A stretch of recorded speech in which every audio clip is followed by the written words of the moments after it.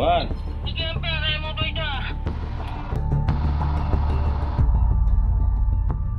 Ulangi tersangka atas nama Selasa siang, Polisi Militer Kodam Jaya menetapkan anggota Pas Pampres Praka RM, anggota Direktorat Topografi Praka HS, dan anggota Kodam Iskandar Muda Praka J sebagai tersangka kasus tewasnya seorang pemuda asal Aceh, Imam Mashkur.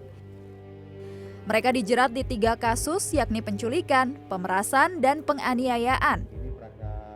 Selain 3 orang TNI, seorang warga sipil turut ditangkap dan kini ditahan di Polda Metro Jaya. Kepala Dinas Penerangan Angkatan Darat Brigjen TNI Hamim Tohari menegaskan, TNI menjamin tidak ada impunitas atau pembebasan dari hukuman bagi 3 anggotanya. Prajurit TNI yang melakukan pelanggaran pidana bisa dijatuhi hukuman lebih berat. nanti akan kami sampaikan.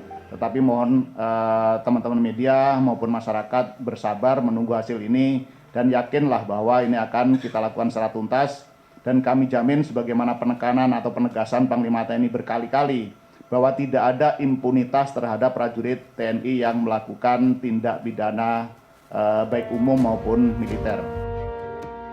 Lantas, apa motif para tersangka hingga sedemikian keji menyiksa korban hingga tewas? Dikutip dari cnnindonesia.com, Komandan Pom Dan Jaya Kolonel CPM Irsyad Hamdi Bey Anwar pada Selasa siang menyebut motif para tersangka diduga adalah pemerasan. Korban diduga adalah pedagang obat ilegal. Irsyad menyebut para tersangka awalnya berpura-pura sebagai anggota polisi yang hendak menangkap imam.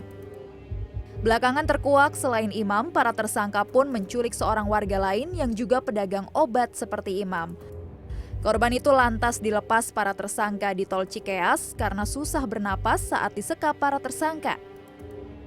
Kepada cnnindonesia.com pada Senin malam, pengamat militer dan pertahanan dari Institute for Security and Strategic Studies (ISISS), Hairul Fahmi menilai tindak kejahatan yang dilakukan para anggota TNI terjadi karena berbagai faktor, seperti kondisi moral dan mental prajurit usai lulus dari pendidikan, lingkungan kedinasan, pergaulan dan pengasuhan senior, serta pengawasan dan keteladanan pimpinan.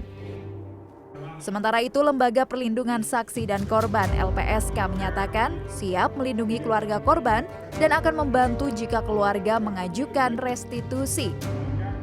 Tim Liputan CNN Indonesia.